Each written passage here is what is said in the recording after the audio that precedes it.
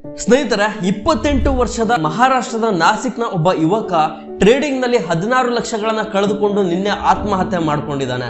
ಈ ವಿಚಾರನ ನಿಂಬಳಿ ಏನಕ್ಕೆ ಹೇಳ್ತಾ ಇದ್ದೀನಿ ಅಂದ್ರೆ, ಸುಮಾರು ಜನ ಕಾಮೆಂಟ್ ಬಾಕ್ಸ್ ಗಳಲ್ಲಿ ಬಂದು ಸರ್ ಟ್ರೇಡಿಂಗ್ ಬಗ್ಗೆ ವಿಡಿಯೋಗಳನ್ನ ಮಾಡಿ ಅಥವಾ ಆಪ್ಷನ್ ಬಗ್ಗೆ ವಿಡಿಯೋಗಳನ್ನ ಮಾಡಿ ಅಂತ ಕೇಳ್ತಾ ಇರ್ತಾರೆ. ನಾನು ಏನಕ್ಕೆ ಇದನ್ನ ಮಾಡಲ್ಲ ಅಂತಂದ್ರೆ, ಒಂದು ರೀಲ್ ಇಂದ ನಾನು ಎಂಟೈರ್ ಸ್ಟಾಕ್ ಮಾರ್ಕೆಟ್ ಬಗ್ಗೆ, ಎಂಟೈರ್ ಟ್ರೇಡಿಂಗ್ ಬಗ್ಗೆ, ಆಪ್ಷನ್ ಬಗ್ಗೆ ನಿಮ್ಗೆ ಹೇಳಲಿಕ್ಕೆ ಆಗಲ್ಲ. ಸೊ ಇದನ್ನ ಕಲಿಬೇಕು ಅಂತಂದ್ರೆ ನಿಮ್ಗೆ ಪ್ರಾಪರ್ ಆಗಿ ನಾಲೆಡ್ಜ್ ಬೇಕಾಗುತ್ತೆ, ಎಕ್ಸ್ಪೀರಿಯನ್ಸ್ ಬೇಕಾಗುತ್ತೆ, ಒಬ್ಬ ಮೆಂಟರ್ ನ ಗೈಡೆನ್ಸ್ ಕೂಡ ನಿಮ್ಗೆ ಬೇಕಾಗುತ್ತೆ. ವಿತೌಟ್ ನಾಲೆಡ್ಜ್ ನೀವೇನಾದ್ರೂ ಶೇರ್ ಮಾರ್ಕೆಟ್ಗೆ ಬಂದ್ರಿ ಅಂದ್ರೆ ನಿಮ್ಮ ಹಣವನ್ನ ಕಳೆದುಕೊಳ್ಳುವಂತ ಸಾಧ್ಯತೆ ತುಂಬಾ ಇರುತ್ತೆ ಅಂತ ಹೇಳ್ಬೋದು. ಶೇರ್ ಮಾರ್ಕೆಟ್ ನಲ್ಲಿ ಒಂದು ವಿಚಾರನ ಯಾವತ್ತೂ ನೆನ್ಪಿಟ್ಕೊಳ್ಳಿ, ಅರ್ಧಂಬರ್ಧ ನಾಲೆಡ್ಜು ಅಥವಾ ನಾಲೆಡ್ಜ್ ಇಲ್ದೇನೆ ಶೇರ್ ಮಾರ್ಕೆಟ್ಗೆ ಬರ್ತಕ್ಕಂಥದ್ದು ತುಂಬಾ ಡೇಂಜರ್ ಆಗಿರುತ್ತೆ.